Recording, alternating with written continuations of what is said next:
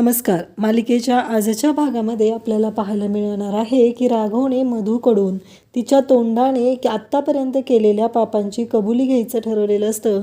सिंधू, राघव आणि रुक्मिणी या तिघांनी मिळून केलेला हा सगळा प्लॅन असतो आणि ह्या प्लॅनमध्ये आता मधू पूर्णपणे अडकत चाललेली असते. तिच्या लक्षातही येत नाही की ती नक्की काय करणार आहे. आणि आता घरातील सर्वांच्या समोर सिंधू, राघव हे आणणार आहेत की मधूने हे सगळं केलेलं कारस्थान आहे आणि मधू यातमध्ये पूर्णपणे अडकत चाललेली आहे.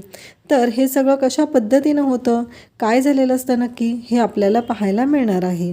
तर इकडे राघव मधूला म्हणत असतो की आपल्याला या घरातलं कोणीच एकत्र येऊ देत नाही ना, तर आता आपण एकत्र मरायचं आहे. तेव्हा मात्र इकडे मधू म्हणत असते, नाही राघव, तू काय करतोयस हे? आणि मग राघवने केरोसिन आणलेलं असतं आणि सगळ्या रूममध्ये तो केरोसिन टाकत असतो. तेव्हा मधू म्हणत असते की नाही राघव, थांब, तू अशा पद्धतीनं वागू शकत नाही. त्याचबरोबर राघव मधूला समजवत असतो की नाही मधू, आपल्याला जर हे एकत्र येऊ देणार नसतील तर आपल्याला मरण्याशिवाय कोणताही पर्याय नाही. आपण एकत्र मरूया, तरी मेल्यानंतर तरी आपण एकत्र असू.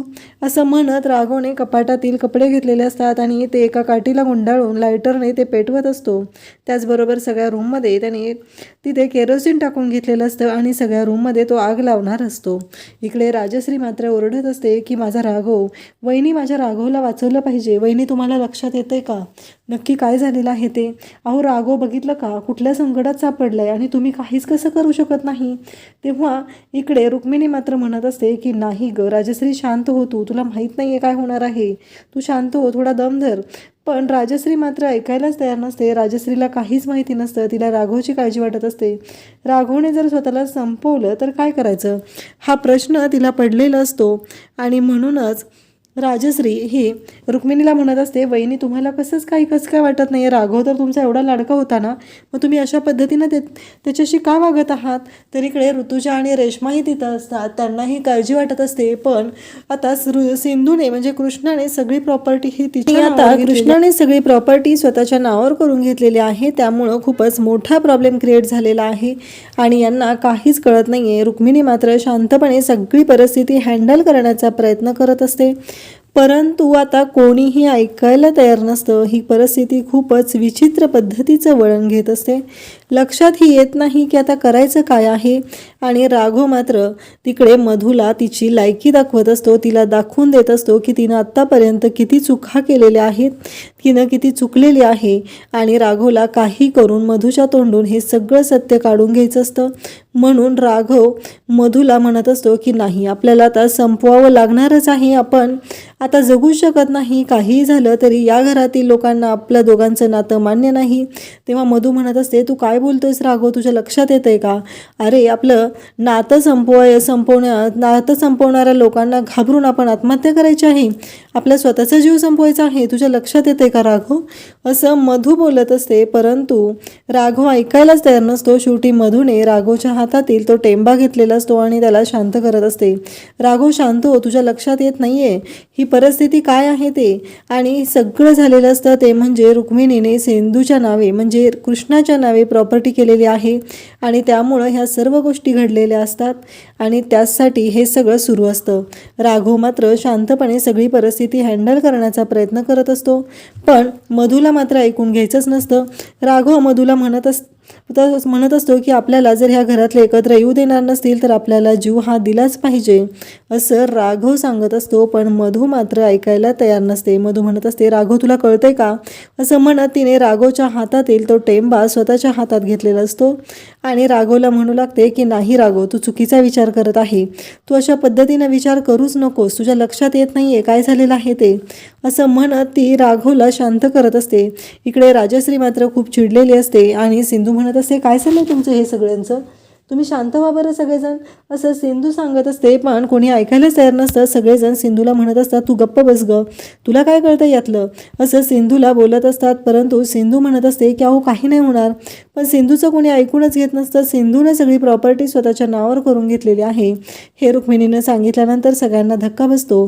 आणि त्यानंतर रुक्मिणी म्हणते की अगं सिंधू, काहीतरी मॅनेज कर, कारण मी काय बोलते, कशी बोलते हे मलाच कळत नाही आहे. तुला काहीतरी करावं लागणार आहे, असं रुक्मिणीचं म्हणणं आहे आणि रुक्मिणीला मग साथ द्यायला तिथं कृष्ण असते आणि शेवटी राजश्री सर्वजण आता जायला निघतात. त्या स्वतःला कंट्रोलच करू शकत नाही. तेव्हा सिंधू म्हणते की काकू जबरदस्त ॲक्टिंग. तेव्हा काकू म्हणते जमलं ना गं. तेव्हा सिंधू म्हणते 0 आणि परत म्हणते की नाही हो मी मुद्दामच म्हणते. आणि सिंधूने तिथे कपाटावरती एक जोराचा धक्का देऊन तिने आवाज केलेला असतो आणि त्याच्यामुळं राघवला कळलेलं असतं की आता आपण आपला प्लॅन पुढचा वर्क करायचा आहे. आणि शेवटी राघवने तो टेंबा हातात घेतलेला आहे आणि तो म्हणत आहे की आता संपवायचं आहे म्हणजे संपवायचं आहेच. पण मधू मात्र राघवच्या जवळ येते आणि म्हणते की नाही. आणि राघवच्या हातातून तो टेंबा हिसकावून घेते आणि म्हणते की मला तुझ्याशी लग्न करायचं होतं, मान्य आहे. मी तुला मिळवण्यासाठी कोणत्या थराला गेलेले आहे तुला माहिती आहे का. मी सिंधूला मारलेला आहे, सिंधूला या घरापासून लांब केलेलं आहे. त्याचबरोबर अरे तुला माहिती आहे का आपला अंकुर जिवंत आहे. मला मी आणि आपला अंकुर यांच्यासोबत आयुष्य जगायचं आहे. आणि त्याचवेळी राजश्री तिथं आलेली असते. राजश्री म्हणत असते की काहीही झालं तरी मला आता सगळ्या गोष्टी हँडल कराव्याच लागणार आहेत. राघवला काही होता कामा नाही. आणि त्याचवेळी तिथे राजश्री त्याचबरोबर सगळ्यांच्या कानावर तिथे शब्द पडतात की आपला अंकुर जिवंत आहे आणि आपला अंकुर हाच विनू आहे. हे सत्य मी घरातल्यांपासून लपवून ठेवलं. म्हणजे मधू स्वतःच्या तोंडाने तिथं सांगायला सुरुवात करत आहे की हे सगळं सत्य मी सगळ्यांपासून लपवून ठेवलेलं आहे, घरात कोणालाही कळू दिलेलं नाही. आणि तू म्हणत आहे की जीव द्यायचा आहे. अरे मी सिंधूला मारलं, त्याचबरोबर ती कृष्णा इथं आणली, त्या कृष्णाला खोटं ठरवलेलं आहे. तुझ्याशी मला आयुष्य घालवायचं आहे. त्याचबरोबर आपल्या दोघांचं आयुष्य, आपल्या दोघांचा सुखाचा संसार मला पाहायचा आहे. आणि तू आत्ता जे काही बोलत आहे त्याच्यामुळं मला ना कळतच नाही आहे. तुला माहिती आहे का, तुला काय वाटलं तुझ्यावर प्रेम करते एवढंच नाही तर मला ही प्रॉपर्टी हवी आहे. मला या घराचं मालकीन व्हायचं आहे आणि या घरावरती राज्य करायचं आहे. हे सगळं मधू स्वतःच्या तोंडाने बोलत असते. आणि त्यावेळेस राघवला धक्का बसतो आणि त्याहीपेक्षा मोठा धक्का बसतो तो बाहेर उभ्या असलेल्या राजश्री त्याचबरोबर सर्वांना. कारण ही मधू स्वतःच्या तोंडाने सांगत असते की हो ते सगळं मीच केलेलं आहे. सिंधूची पण वाट मीच लावलेली आहे, तिला दरीत ढकलून दिलेलं पण मीच होतं.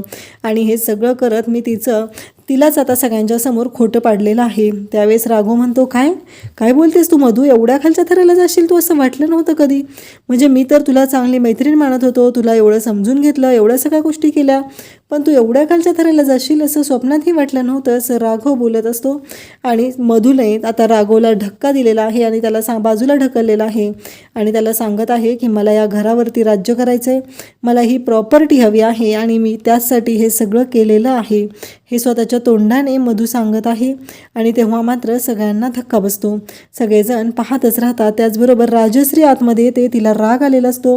राघव म्हणत असतो मधू तू एवढ्या खालच्या थराला जाशील असं मला स्वप्नातही वाटलं नव्हतं आणि शेवटी तू तेच केलेलं आहे.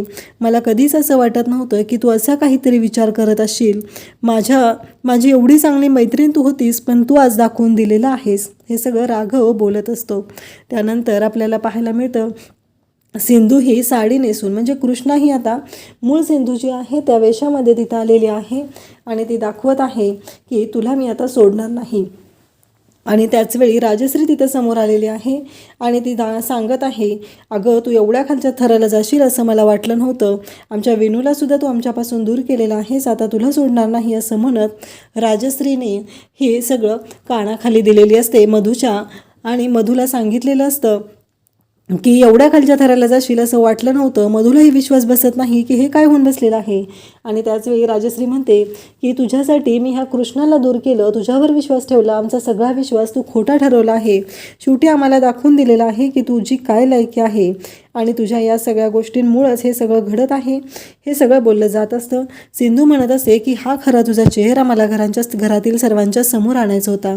आता उद्याच्या भागामध्ये आपल्याला पाहायला मिळणार आहे मधू ही सगळ्यांना धमकी देत आहे, म्हणत आहे की या रूममधून तुम्ही सगळे जिवंत कसे बाहेर जातात तेच मी बघणार आहे.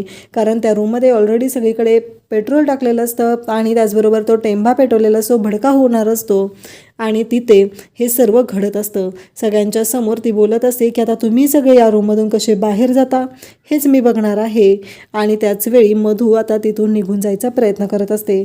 आता मधू त्याचबरोबर राघव, सिंधू हे सगळेजण मधूची कशी वाट लावतात हे आपल्याला पुढे पाहायला मिळणार आहे. अशाच अपडेटसाठी चॅनलला सबस्क्राईब करा. थँक्यू.